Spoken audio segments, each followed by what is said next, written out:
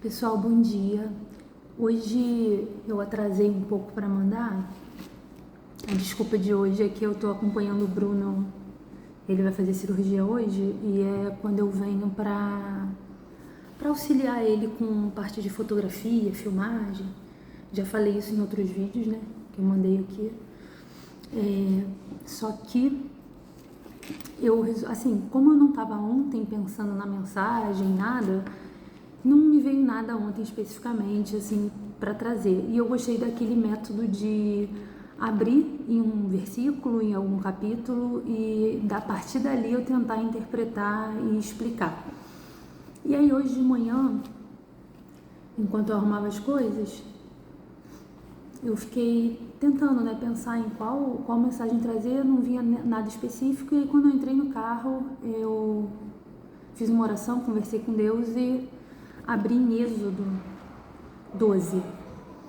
Só que Êxodo 12, ele fala sobre a instituição da primeira Páscoa e vai até, é associado com a última, eu vou chamar assim de última praga, né, que foi quando Moisés falou sobre a morte dos primogênitos, caso o faraó não cedesse ali ao pedido de liberar o povo do Egito. Então o contexto é, Moisés está em conversa, em negociação, digamos assim, com o faraó para liberar o povo do Egito, que eles viviam ali como escravos, o povo de Israel. E nisso Deus foi enviando, né? Moisés foi avisando a faraó, e Deus vai enviando algumas pragas para que isso vá mexendo no coração ali de faraó para ver se ele, né, libera o povo. Basicamente é isso. Acontece que a última praga ela tinha relação com a morte dos primogênitos de quem estivesse ali e não obedecesse a um mandamento específico, né? Isso é simbólico para a época, e eu vou fazer um paralelo com os dias de hoje e a vida pós-sacrifício de Cristo. Porque nesse capítulo 12, eles começam explicando sobre a instituição da primeira Páscoa. E quando eu li, ele é muito grande, eu não vou ler ele todo aqui, até chegar na morte dos primogênitos e na liberação do povo do Egito. E ele era muito grande, e eu ficava assim, gente, mas o que daqui que a gente pode extrair de bom para uma mensagem mais curta, né, para mandar lá pro pessoal? E aí eu peguei e me prendia, eu li umas 2 vezes, até que eu me prendi em um versículo específico, e aí eu vou trazer ele para vocês. Nessa instituição da primeira Páscoa, Deus ele passa umas diretrizes para o povo a partir de Moisés, relacionado com um culto, com um rito específico que eles teriam que cumprir. E no meio disso, eles teriam que pegar um cordeiro, e eles ainda colocam assim, que é um cordeiro sem mácula, um macho de 1 ano, ou seja, tinha toda uma diretriz, seria um cordeiro sem mácula, e ele seria morto, e o sangue dele, ele seria assado de uma forma específica para alimentar a família, né? Cada família teria que pegar um cordeiro para alimentar aquela família naquela noite só, não poderia sobrar para o outro dia, ele teria que ser queimado, então tem todo um ritual.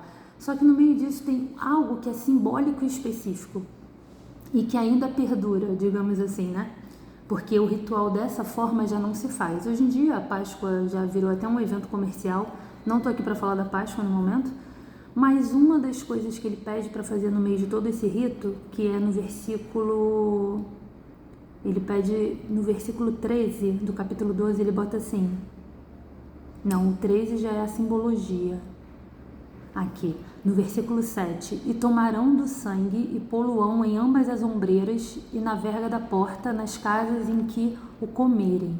E naquela noite comerão a carne assada no fogo. Aqui ele está pedindo que as famílias que moram ali no Egito, do povo de Israel, pegassem o sangue do cordeiro e passassem sobre os umbrais das portas. E aí entra a simbologia disso, o que essa obediência, esse símbolo significa. E aqueles e aquele sangue vos será por sinal nas casas em que estiverdes. Vendo eu sangue, passarei por cima de vós, e não haverá entre vós praga de mortandade, quando eu ferir a terra do Egito. Então ele iria passar o próprio Deus, né? Seja, tem gente que fala que era um anjo que ele iria enviar, tanto faz. Ele iria passar na terra e iria ferir os primogênitos de algumas famílias, de todas as famílias que não tivessem essa marcação, esse símbolo da marca do sangue do cordeiro sobre a porta. E tudo isso parece um pouco, talvez, parece um choque cultural para algumas pessoas, pode soar meio choque cultural, né?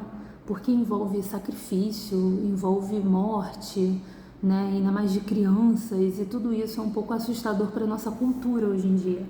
Mas é por isso que é importante a gente entender que esse texto, ele está dentro de uma cultura da época e ele tipifica algo para os dias de hoje. E é aí que eu quero chegar.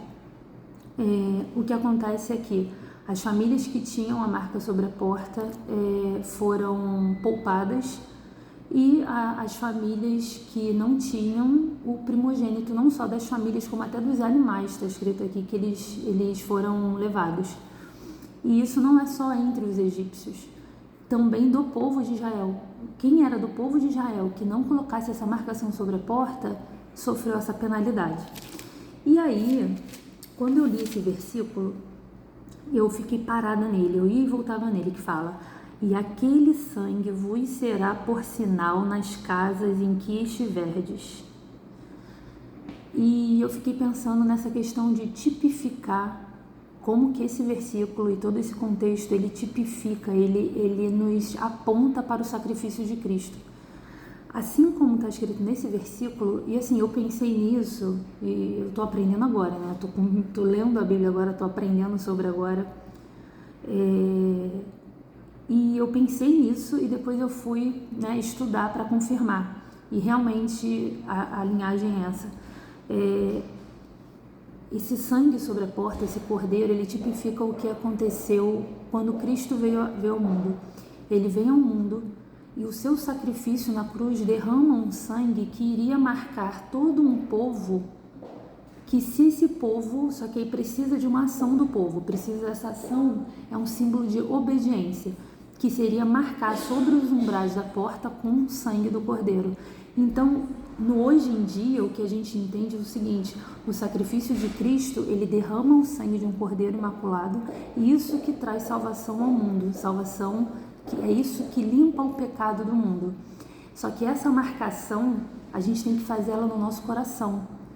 É como se a gente tivesse a porta do nosso coração, ela está marcada com o sangue de Cristo sobre os umbrais? A pergunta é essa. Para os dias de hoje é isso.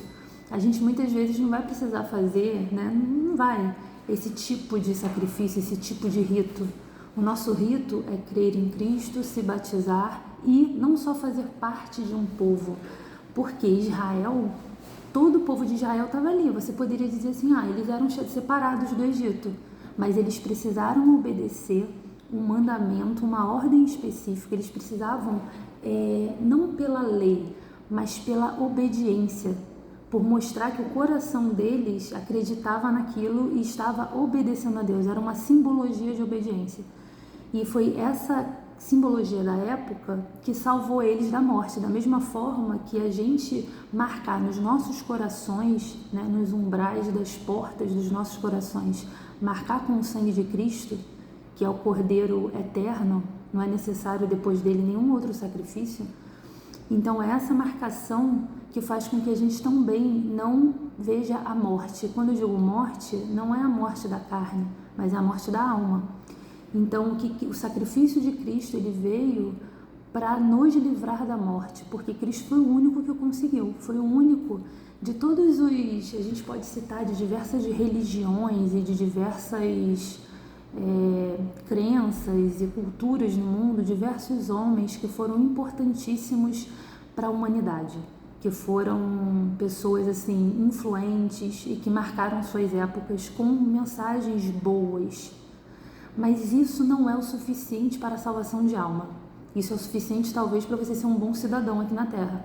Mas para a salvação de alma está escrito, aí eu separei outros versículos que conversam com esse. Por exemplo, em Hebreus 9:22 diz assim: sem derramamento de sangue não há remissão. E derramamento de sangue é isso, Cristo ele precisou morrer na cruz e vencer a morte. Precisou haver um derramamento de sangue que foi eterno, já foi o suficiente. Não precisa a gente agora passar por isso, porque ele passou pela gente. E isso já era algo que era instituído no Velho Testamento e era feito pelos sacerdotes com animais. Só que eram animais selecionados, escolhidos. E isso era um ritual de purificação. Então Cristo ele nos purifica a partir do sacrifício dele, não sendo necessário o nosso é só obediência. Qual é a obediência?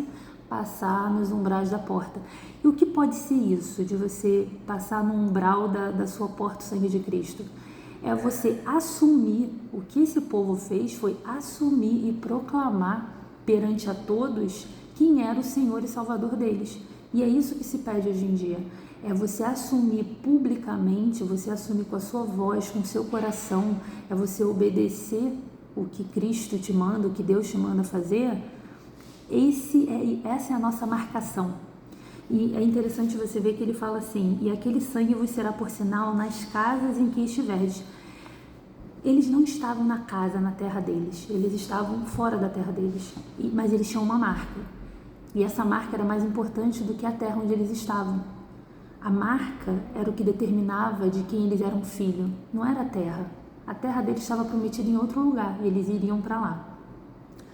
Mas essa marca, ela acompanharia eles, né? E ela nos acompanha hoje em dia, independente de onde a gente esteja. Eu quero fazer um paralelo agora rápido com o Novo Testamento. Êxodo foi escrito por Moisés de 15 a 13 a.C.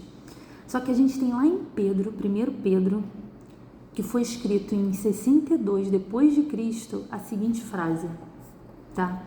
Peraí, deixa eu ver aqui. Que corrobora com essa informação. Sabendo que não foi com coisas corruptíveis como prata ou ouro que fostes resgatados da vossa vã maneira de viver, que por tradição recebestes dos vossos pais, mas com o precioso sangue de Cristo, como de um cordeiro imaculado e incontaminado, o qual, na verdade, em outro tempo foi conhecido, ainda antes da fundação do mundo, mas manifestado nesses últimos tempos por amor de vós. E por ele credes em Deus, que o ressuscitou dos mortos e lhe deu glória, para que a vossa fé e esperança estivessem em Deus. Então, nossa fé e esperança está em Deus e não está em nada terreno. Então, tudo pode se acabar, a gente pode perder tudo, a gente não liga.